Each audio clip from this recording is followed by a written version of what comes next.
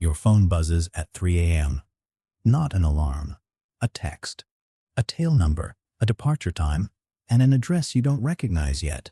You are a private jet pilot making $400,000 a year, and this is how most of your days begin.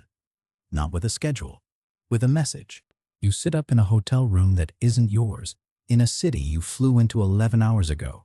The room is generic. Beige walls, blackout curtains, a suitcase that never fully unpacks. You reach for your phone before you reach for the light. Departure moved up 3 hours.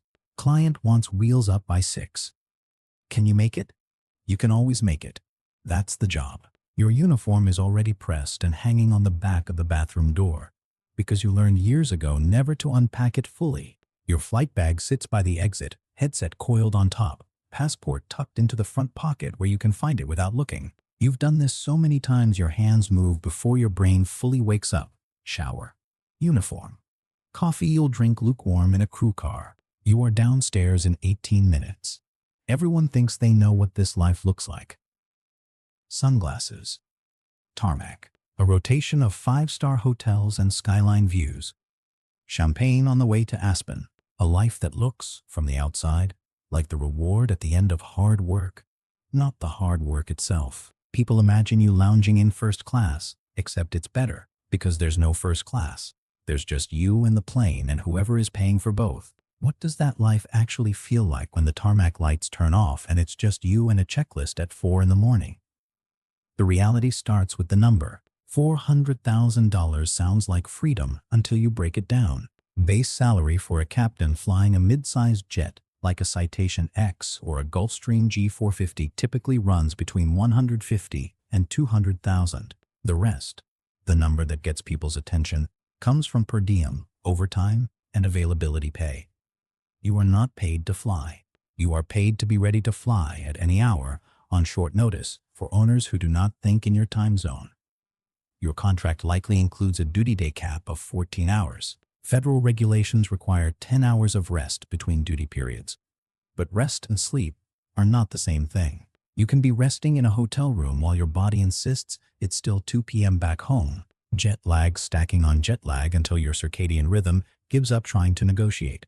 You fly maybe 60 to 80 hours a month in the air. That sounds light until you count the hours you're not flying but still working. The pre-flight checks, the weather briefings, the weight and balance calculations, the 4 hours you sit in a crew car waiting for a client's dinner to end so you can fly them home at 11 at night. The FAA regulates your flight hours. Nobody regulates your waiting hours.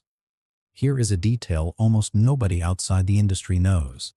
On a private jet, you are not just the pilot. You are often the pilot, the flight attendant, and occasionally the one loading the luggage, because there's no ground crew waiting at a private FBO in Teterboro at midnight.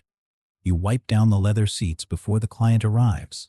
You check that the champagne is chilled and the almonds are the right brand because the owner mentioned it once, 2 years ago, and someone wrote it down. You hand fly approaches more than airline pilots do because private strips are shorter, tighter, less forgiving.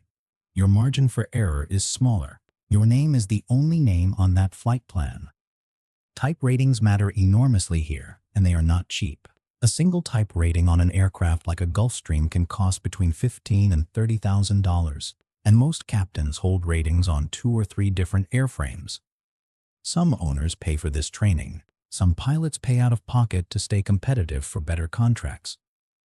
Either way, the $400,000 number sits on top of years of unpaid-for expertise, thousands of flight hours logged at regional airlines or in the military, often for a fraction of this salary, just to qualify for the seat you're in now. What is the hidden cost of a life that pays this well? Start with your calendar. You don't have one. Owners fly when they want to fly. A trip that was supposed to be 2 days becomes 5 because the client decided to stay longer in Miami. You call your partner from a hotel room and cancel a dinner reservation for the 3rd time this month. Birthdays get missed, not because you don't care, because the job doesn't ask you if you're free. It tells you when to be ready. Picture the empty chair, your daughter's school recital, and your seat in the 3rd row stays empty because a departure got moved up. You watch a shaky video of it later, on a layover, sitting alone at a hotel bar, still in uniform, too tired to change. The isolation compounds. You spend more nights in hotel rooms than in your own bed. You know the loyalty program tiers better than you know your neighbors. Some pilots fly with the same first officer for years and never once meet their spouse. The relationships that survive this job are the ones built around absence, not despite it. You develop small rituals to fight the disorientation. A particular pillow you travel with, because hotel pillows all start to blur together. A phone call home timed to whatever hour makes sense on the other end, even if it's the middle of your own afternoon and the middle of their night. You learn the layout of airport lounges in 6 countries better than you know the layout of your own kitchen. Somewhere around year 4 or 5, most pilots stop asking, "Where am I?" and start asking, "What time zone is my body still running on?" And there's the psychological weight nobody warns you about. The total, unblinking responsibility. When you're flying a family of 4 to a wedding or a CEO to a deal that could reshape a company, there is no co-pilot for the decision that matters. Weather looks marginal at the destination. Do you divert and disappoint a client who is paying $400,000 a year for exactly this kind of judgment? Or do you push it, because pushing it is what got you this reputation in the first place? Most pilots will tell you the fear isn't crashing. It's the quiet, grinding fear of becoming the kind of pilot who cuts a corner because someone impatient is sitting 6 feet behind the cockpit door. This is called owner pressure in the industry, and it's talked about constantly at recurrent training. A client is late for a board meeting. A client wants to beat a storm system that's still 40 minutes from clearing. Nobody says, "Break the rules." Nobody has to. The pressure lives in the sigh when you say a departure needs to slip another hour, in the way a client checks their watch, in the knowledge that owners can and do switch flight departments if a captain earns a reputation for being difficult. The best pilots learn to hold the line anyway, quietly, without turning it into a confrontation. The ones who don't learn that lesson early usually don't last long in this seat, one way or another. Over years, this reshapes how your mind works. You develop what flight instructors call compartmentalization, the ability to shut off everything except the checklist in front of you, because a wandering mind at altitude is a dangerous mind. Pilots get remarkably good at this. Some get too good at it. It starts bleeding into everything else. Conversations with people you love start to feel like something you're managing rather than living. You compartmentalize your own exhaustion so completely that you stop noticing when you're running on fumes, professionally and personally. There's also the strange, quiet grief of proximity without connection. You fly some of the wealthiest, most powerful people in the world. You hear conversations you were never meant to hear. Deals being made, marriages falling apart, empires rising and cracking, all from 6 feet away through a thin cockpit door. You are close enough to touch their lives and invisible enough that most of them never learn your name. You become furniture with a pilot's license. Expensive, essential, invisible furniture.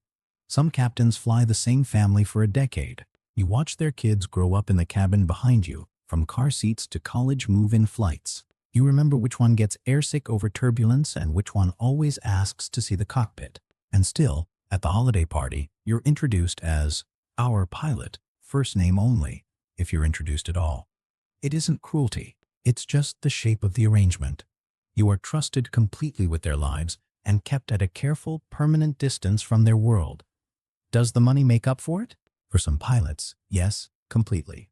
The $400,000 buys a house paid off early, a kid's college fund filled by 35, a retirement that most people spend a lifetime chasing and never catch.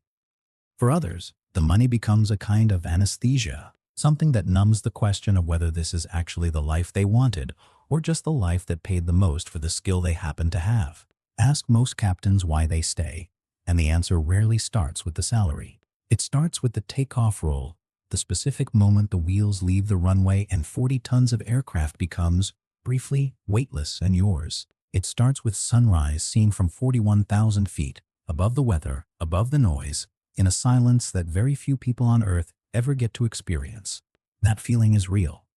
It's also, for many pilots, the thing they quietly use to justify everything else they've given up to keep feeling it. What this life actually reveals is something quieter than glamour.